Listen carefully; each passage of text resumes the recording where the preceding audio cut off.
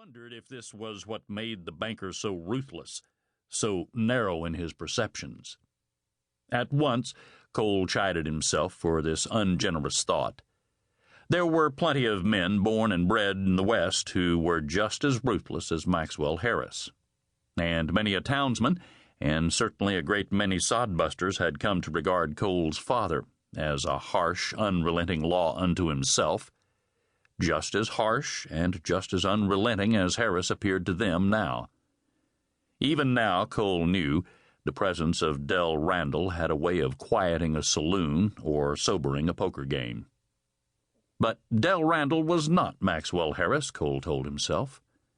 No, his father was as tough and as unflinching as ironwood, but he was fair. No man could dispute that. As Cole watched, the banker suddenly pulled off the rough trail and guided his buggy toward a clump of cottonwoods on a rise to their right, leaving Marshal Poole and his deputy to ride on alone toward them. Cole glanced at his father. The old man had caught Harris's maneuver and swore with fine precision. He had been looking forward to a meeting with the banker, Cole realized. He smiled, relieved. With Harris keeping out of it, the marshal and his deputy should be easier to handle. The two lawmen were less than 50 yards away when they pulled up to wait for Cole and his party to reach them. As he rode closer, Cole studied the deputy sitting his horse beside Poole. He did not like what he saw. The deputy's name was Danny Larn. He had arrived in Broken Bow by stage less than 2 weeks before, but Cole had already heard quite a bit about him.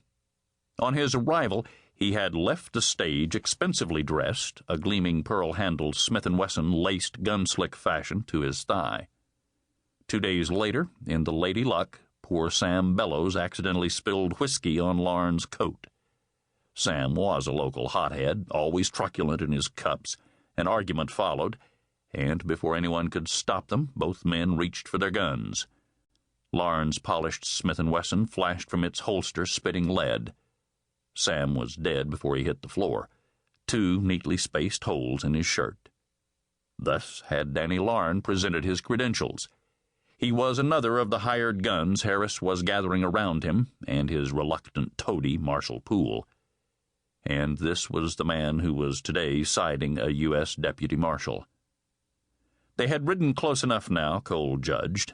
He reined in a few yards from the deputy, noting the man's hooded eyes, his cold, emotionless expression. The line of his mouth was thin, and his blade of a nose hooked slightly over his pencil-thin mustache. There was a light in Larn's eyes that disturbed Cole.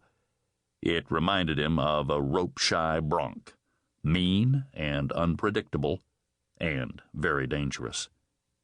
Cole turned his attention to the U.S. Marshal. "Howdy, Poole." The man shifted unhappily in his saddle. He didn't like this any more than Cole did. "Howdy, Cole. Guess you know why we're here." Cole smiled thinly and indicated the cottonwoods where Harris had pulled up with a nod of his head. "And so does Harris. He's got himself a ringside seat, looks like." "Couldn't stop him from coming, Cole." "Just so he stays over there, out of trouble." "He will." Poole's deputy glanced with irritation at the U.S. Marshal. "You going to get on with this, Poole?" Poole shot him a glance. "Shut up, Larn." Larn's face went white and as cold as death, but he swallowed the rebuke without a rejoinder. Poole looked back at Cole.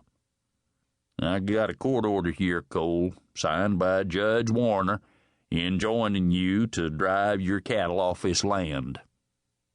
"This is Circle C land, Poole. We're not getting off." "It's railroad land, Cole." "You know that," Poole said patiently. "You knew that long ago." Cole's father spoke up then. "Serve that court order on the cattle, Poole."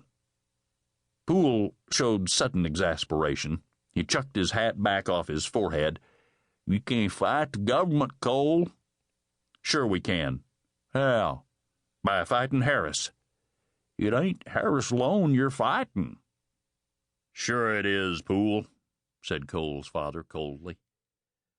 No, it ain't. To keep listening to this audiobook, I've left you a link in the description so you can do it at no cost thanks to Audible's 30-day free trial.